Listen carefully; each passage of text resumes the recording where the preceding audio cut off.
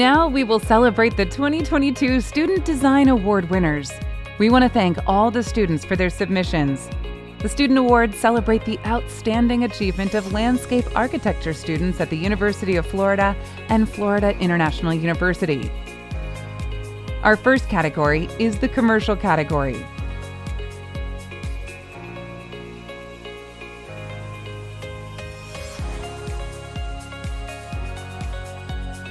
The word slum is often used to describe informal settlements within cities that have inadequate housing and less than perfect living conditions.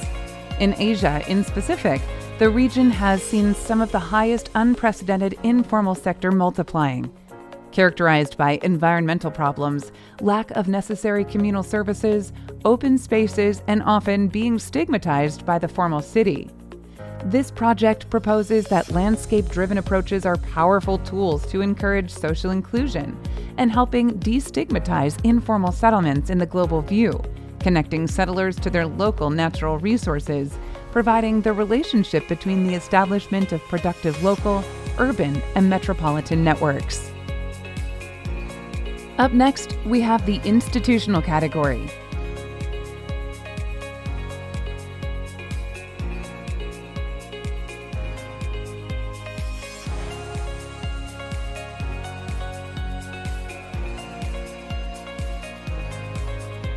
Rosewood Sanctuary for Change explores instrumental ways to aid the recovery of a community affected by acts of racism that resulted on a massacre in 1923. A thriving Black African village of Levy County, Florida was annihilated in hours, and only one house was left standing, the Wrights House. The project puts forward a memorial that fully submerges the visitors in the victims' stories from different points of view, in symbolic yet tangible ways. The project intent is to create a sense of responsibility and awareness in the community so history doesn't repeat itself.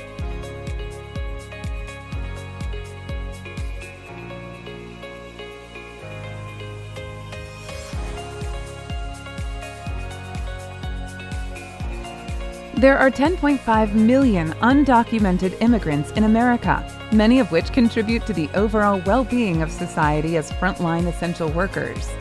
However, this community often lacks access to basic human services while living in fear of deportation.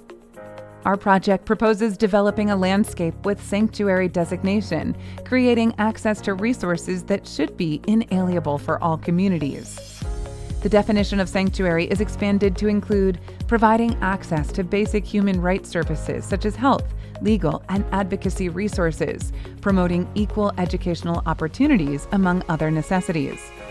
Our design aims to begin the conversation as to how public space is designed to be more inclusive and sensitive to undocumented and underserved communities.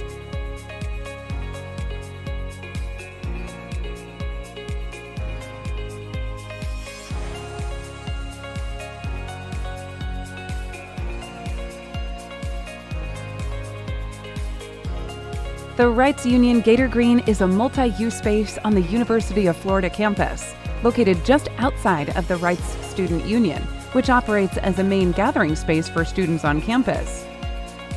As is, the Wrights Union Green offers little more than paths from building to building under large historic oaks. The Revitalization Project, we seek to create a lively and collaborative environment while maintaining areas for peaceful and recharging experiences. The space takes design cues from our roots with subtle nods to the Gator Nation and the Sunshine State to create a dynamic and unique landscape that responds to the fast-changing Florida environment. Up next, we have the open space category.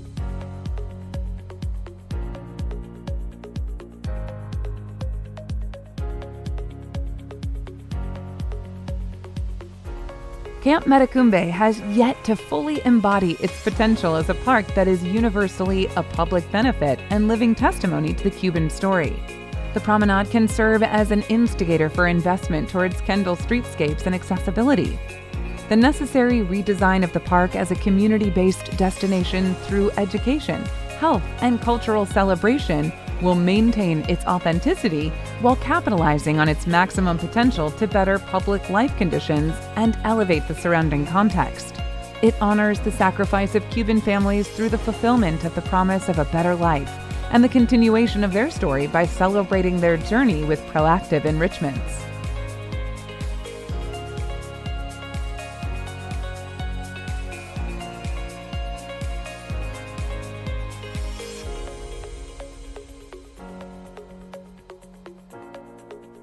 In India, 163 million people do not have access to clean water, a fundamental human necessity. The water crisis is a serious issue causing death due to dehydration, ingesting unclean water, and poor sanitation. This problem creates a heavy burden on women who are seen as responsible for water collection. Our approach is to create a multi-use community space that will be a self-sustaining system while taking advantage of existing ecological conditions. This project introduces interventions surrounding a communal talab in Raipur, India, and are designed to be replicated in similar locations where there is a present need. And now we have the planning and analysis category.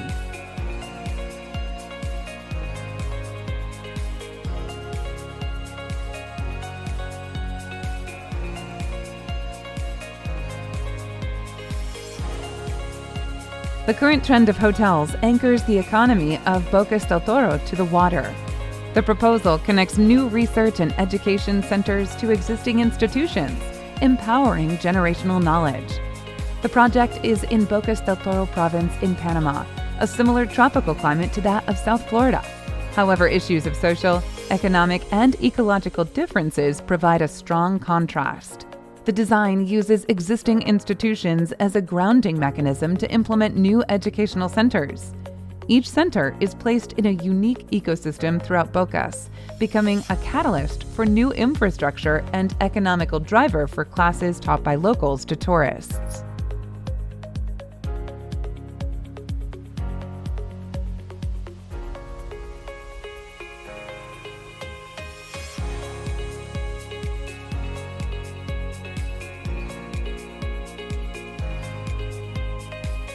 India is plagued with extreme wealth inequality.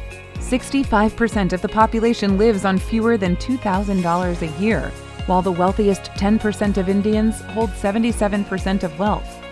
This disparity manifests in how each economic class interacts with public spaces. One space is the talab, which has served as a non-potable water and aquifer recharge source for hundreds of years.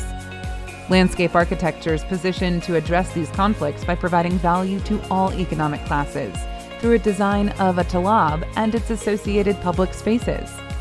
This proposal hopes to bring all income levels together and bolster equity for the talab.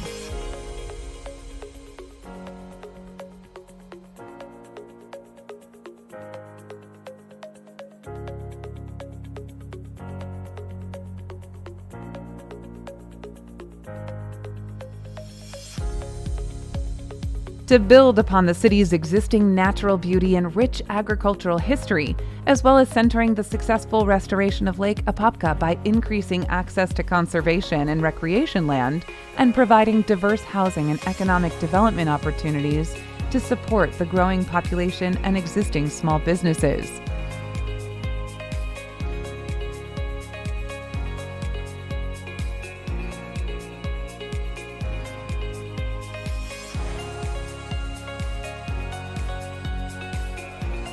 Tidal Injustice tackles the complexities of sea level rise adaptation planning, proposing in situ redevelopment of coastal Charleston post-predicted climatic events.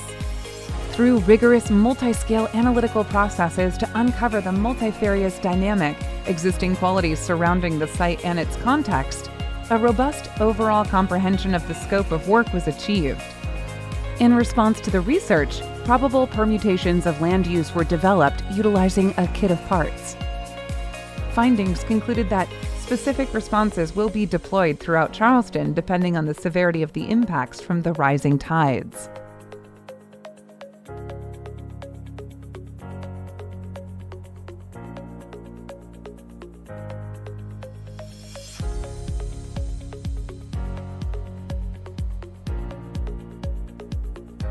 Undocumented nursery workers are essential to the workforce of the agricultural industry in the United States. the plant nursery's economy would decline without their intensive labor.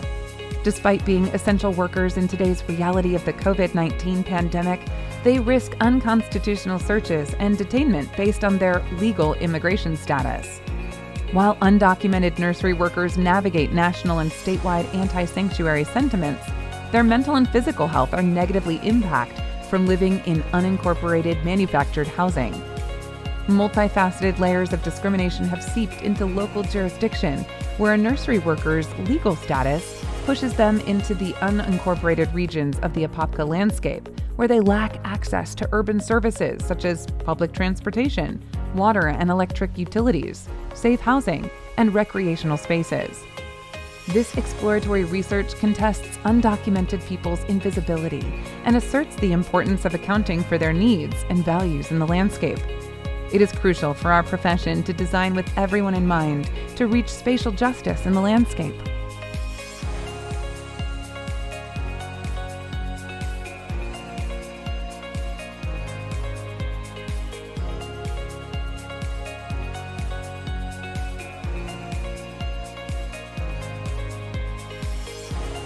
The project's vision is to develop a disaster-ready design for the low-income coastal community of the municipality of Cataño, Puerto Rico. The strategies provide waterfront regeneration through strategic adaptive planning, generating self-sufficiency in energy and food production for short-term and long-term solutions. Due to the existing conditions and vulnerabilities, there are strategies identified in the analysis for adaptation phases based on immediate needs of the community and the 3 scales of the project. Framework focuses on the topographic resiliency. Infrastructure focuses on resiliency corridor evacuation repopulation, and phenomenological focuses on hybridized portable productive landscapes. Bringing together the project's 3 scales will result in a functional disaster-ready design for the community to adapt to natural disasters and sea level rise, as well as becoming a unified community based on the proposed programming for disaster preparedness and self-sufficiency.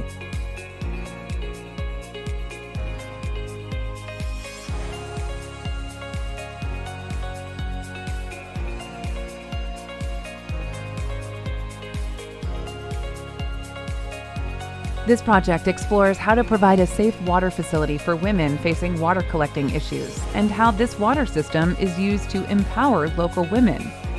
Communities where there is no reliable water source were analyzed to determine the impacts and needs of women. Case studies provide lessons about technical aspects, women's empowerment, and providing space for women to learn, receive training, and socialize. The design solutions are divided into 4 parts: water as a service, a space, an asset, and site environment issues, in order to achieve women's empowerment in 5 categories: social, educational, economic, political, and psychological.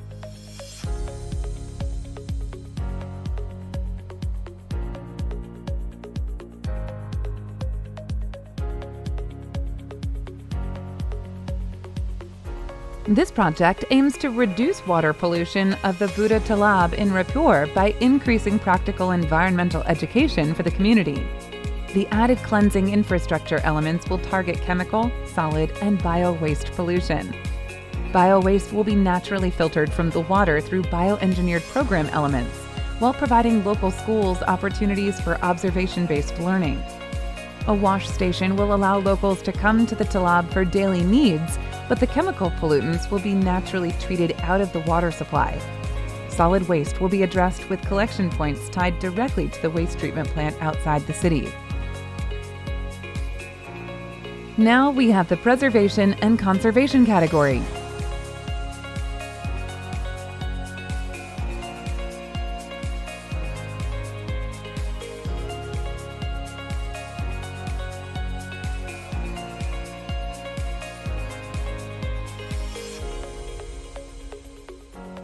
We should consider what occurs during the process of developing suburban developments that make it so detrimental to wildlife and seek to change it. Landscape architects should lead the way to mitigate the #1 cause of species decline and loss in biodiversity: habitat destruction. Many developers rely on minimum code requirements, which are not nearly enough to combat biodiversity loss caused by new developments. Developments could be required to provide contiguous wildlife easements connections with conservation lands and other adjacent easements. Neighborhoods could be treated more like national parks in their treatment of animals and use of open space.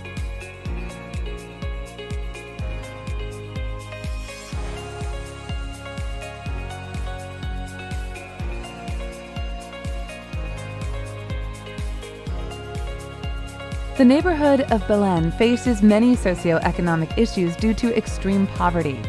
The community is overcome with disease and the inability to access basic human amenities. They are dependent on the Itaya River as a place to live, drink, wash, relieve themselves, and collect trash. Although Belen has many issues, it is resilient, adaptive, culturally rich, and attracts tourists. The Belen markets contain many products only sourced in the Peruvian Amazon. These attributes can be used to implement a network of wellness-oriented pockets within the landscape and generate an economic model to better the livelihoods of the people of Belen.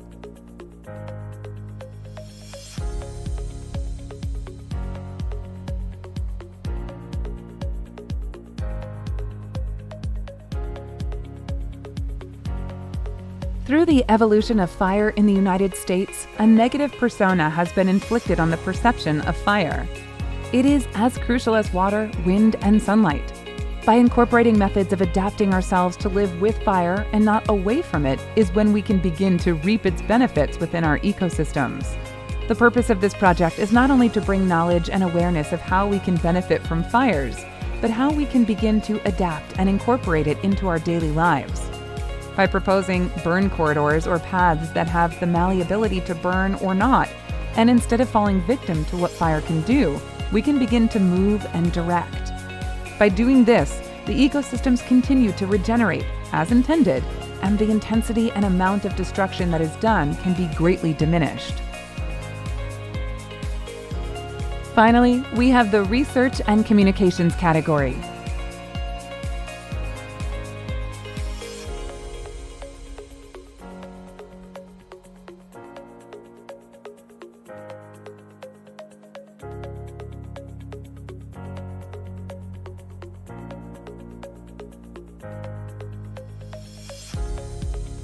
The project, located in Balai Rasali Road, takes you through a typical Indian street where sociability, like we have not seen anywhere else, is at the forefront of all aspects. Unlike modern Western streets, these streets are used by people of all groups of ages for different activities. Cow, buffalo, and two-wheelers and rickshaws needed to be taken into consideration, the most used transportation. Working on an Indian street was surprising on multiple fronts, from the directionability, the flow of the street, and the components of the street. The decision to choose between what is capable, allowed, and reinforced on the street. The project starts the conversation about streets of tomorrow and how we can make our streets rich, attractive, and safe for all of us.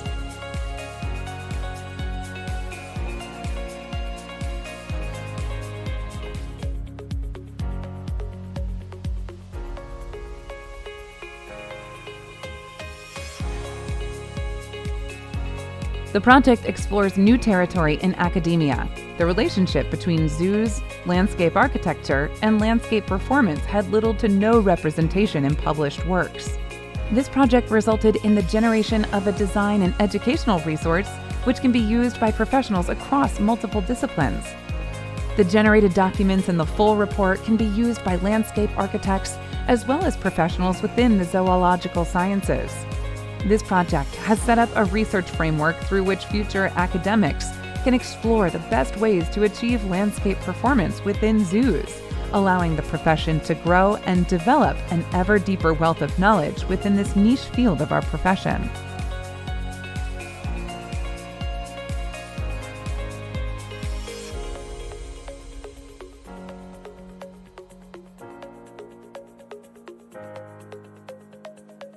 There are approximately 54,000 homeless families in the U.S. on any given day.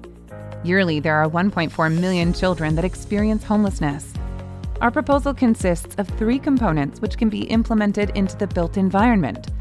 Our central hub being a public open space for homeless and sheltered persons to come together, while also offering short-term housing options and job opportunities. The satellite homes will foster community involvement and ultimately decrease the stigma of the homeless community. Satellite childcare centers will play a similar role while encouraging the neighborhood to approve the site's development. The three components act as a unit that will create a network of support within the urban fabric to provide a model for all cities to incorporate design for families in crisis.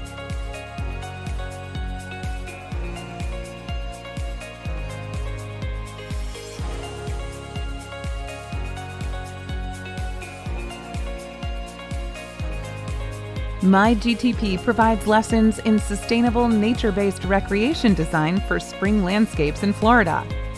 My research shows that current spring restoration plans outline evidence-based methods to minimize human impacts at springs, but design strategy was not a highlighted solution. As nature-based tourism continues to grow in popularity, it's critical that designers consider how they balance human comfort and access with ecosystem restoration. The proposed framework allows designers to strategically plan for proper buffering, appropriate site features, stormwater management, and human activity management. This allows for an authentic experience that honors historic, cultural, and ecological site context, while also solving current environmental issues. This is especially important when designing outdoor recreation experiences.